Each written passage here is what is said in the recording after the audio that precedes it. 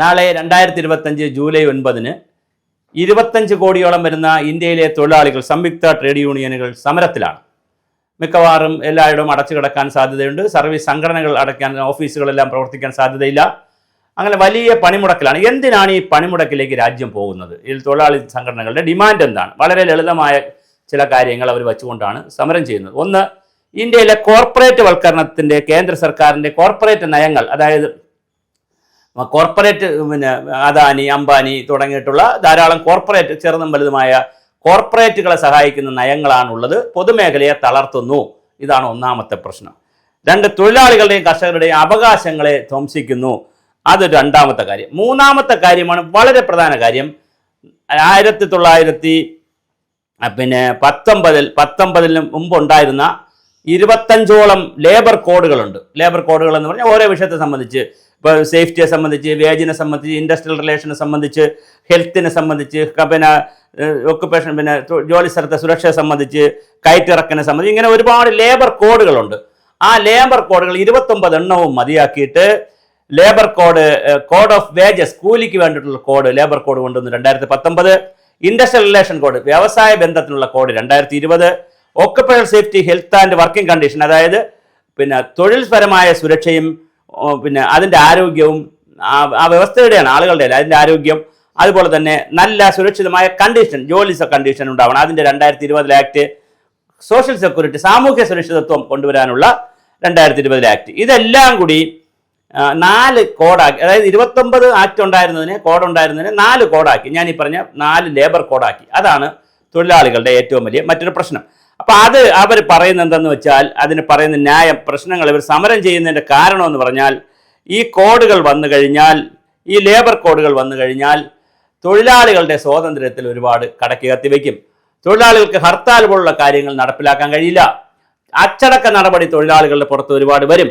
അപ്പോൾ ഇപ്പുറത്ത് സാധാരണ ജനങ്ങളെ അടുത്ത് നിന്ന് ചിന്തിക്കുമ്പോൾ ഇതൊക്കെ ശരിയാണ്, നല്ലതല്ലേ? ഒരു ഫാക്ടറി ആയാലും വീടുകളായാലും തൊഴിലാളികൾ വല്ലാതെ സമരം ചെയ്യുകയും അത് പൂട്ടിക്കുകയും ഒക്കെ ചെയ്യുന്ന വ്യവസ്ഥ വരില്ലേ എന്നുള്ള പൊതുജനങ്ങളുടെ ആംഗിളിൽ നിന്ന് നോക്കുമ്പോൾ ലേബർ കോഡ് നല്ലതാണെന്ന് തോന്നും.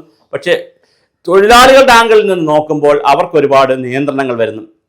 അത്രയും വലിയ നിയന്ത്രണങ്ങൾ വരുന്നത് കൊണ്ടാണ് സ്വാഭാവികമായിട്ടും അവർ ഇതിനകത്ത് സമരം ചെയ്യുന്നത്. പിന്നെ അതുപോലെ തന്നെ ESI ആയി ബന്ധപ്പെട്ട ചില പ്രശ്നങ്ങളുണ്ട്, ഇൻഷുറൻസുമായി ബന്ധപ്പെട്ട പ്രശ്നങ്ങളുണ്ട്, തൊഴിലുറപ്പുമായി ബന്ധപ്പെട്ട അവരുടെ തൊഴിൽ, അതിൻ്റെ പണം കുറയ്ക്കുന്നതും അതുമായി ബന്ധപ്പെട്ട ചില പ്രശ്നങ്ങളുണ്ട്. അത് സജീവമായി കൊണ്ടുപോകുന്നില്ല എന്നുള്ളൊരു പരാതിയുണ്ട്.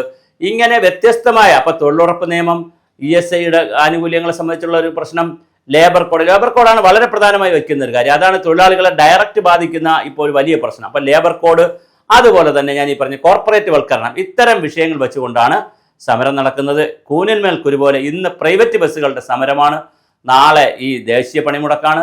അപ്പോൾ സ്വാഭാവികമായിട്ട് വാഹനങ്ങൾക്കൊക്കെ പുറത്തിറങ്ങാൻ, നഗരങ്ങളിലൊക്കെ കുറേ പുറത്തിറങ്ങുമായിരിക്കും, പക്ഷേ ഗ്രാമങ്ങളിലൊക്കെ റോഡ് തടയലും മറ്റ് പരിപാടികളൊക്കെ ഉണ്ടായിരിക്കും. അപ്പോൾ വലിയ ബുദ്ധിമുട്ടാണ് ജനങ്ങളെ സംബന്ധിച്ചിടത്തോളം. അപ്പോൾ ഇതെങ്ങനെയാണ് ഇത് കൈകാര്യം ചെയ്യുന്നറിയില്ല. എന്തായാലും കേരളത്തിൽ ഇടതുപക്ഷം ഭരിക്കുന്നത് കൊണ്ട് അത്രയും കർശനവും അല്ലെങ്കിൽ കർക്കശം വരാൻ സാധ്യതയില്ല. കാരണം ഇടതുപക്ഷം ഭരിക്കുന്നത് കൊണ്ട് ഇടതുപക്ഷ പാർട്ടികൾ സമരം ചെയ്യുമ്പോൾ അത്രയും കർക്കശമാവാൻ സാധ്യതയില്ല.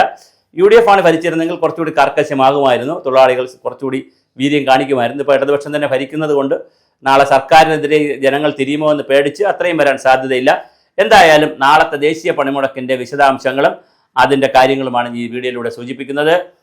തൊഴിലാളികളെ സംബന്ധിച്ചിടത്തോളം വലിയ ആശങ്കയാണുള്ളത്. അപ്പോൾ തീർച്ചയായിട്ടും കേന്ദ്ര ഗവൺമെൻറ് ഇത്തരം നിയമങ്ങൾ കൊണ്ടുവരുമ്പോൾ, ഒരുപാട് പബ്ലിക് ഹിയറിംഗ് നടന്നു, പിന്നെ ഒരുപാട് കമ്മീഷനെയൊക്കെ വെച്ചിട്ടൊക്കെയാണ് വന്നത്. പക്ഷേ എങ്കിലും തൊഴിലാളികൾ 10-25 കോടി വരുന്ന തൊഴിലാളികളുടെ ആശങ്കകൾ കൂടി പരിഹരിച്ചുകൊണ്ട് വേണം ഇത്തരം കാര്യങ്ങൾ നടപ്പിലാക്കാൻ. കുറേ സ്റ്റേറ്റുകൾ നടപ്പിലാക്കി, ഇനിയും പല സ്റ്റേറ്റുകൾ നടപ്പിലാക്കാനുണ്ട്. കേരളം നടപ്പിലാക്കിയിട്ടില്ല. കേന്ദ്രത്തിൻ്റെ നയമായതുകൊണ്ട്, നിയമങ്ങളും ചട്ടങ്ങളും ആയതുകൊണ്ട് കുറേശ്ശെയാണ് നടപ്പിലാക്കി വരുന്നത്. കേരളത്തിൽ എന്തായാലും ഇതൊന്നും നടപ്പിലാക്കി വന്നിട്ടില്ല. ഒരു ഇടതുപക്ഷ സർക്കാർ ഇരിക്കുന്ന, അല്ലെങ്കിൽ ഇടതുപക്ഷത്തിന് മുൻതൂക്കമുള്ള, കോൺഗ്രസിന് മുൻതൂക്കമുള്ള ഒരു സ്ഥലത്ത് എന്തായാലും BJP ഗവൺമെൻറ് കൊണ്ടുവന്നൊരു കാര്യം പെട്ടെന്ന് നടപ്പിലാക്കാനുള്ള സാധ്യതയില്ല. ഇവിടെ INTUC അടക്കമുള്ള എല്ലാവരും ഇതിനെതിരാണ്. എന്നാൽ പോലും ഇങ്ങനെ രാജ്യത്ത് നടക്കുന്നു. എന്തായാലും ലേബർ കോഡിനെതിരെ, കോർപ്പറേറ്റ് വൽക്കരണത്തിനെതിരെ, അതുപോലെ തൊഴിലാളികൾക്ക് നേരെയുള്ള നിയമങ്ങൾക്കെതിരെയൊക്കെ വലിയ തോതിലുള്ള സമരമാണ് നാളെ നടക്കുന്നത്. സമരം സമാധാനപരമായി നടക്കുമെന്ന് നമുക്ക് പ്രതീക്ഷിക്കാം.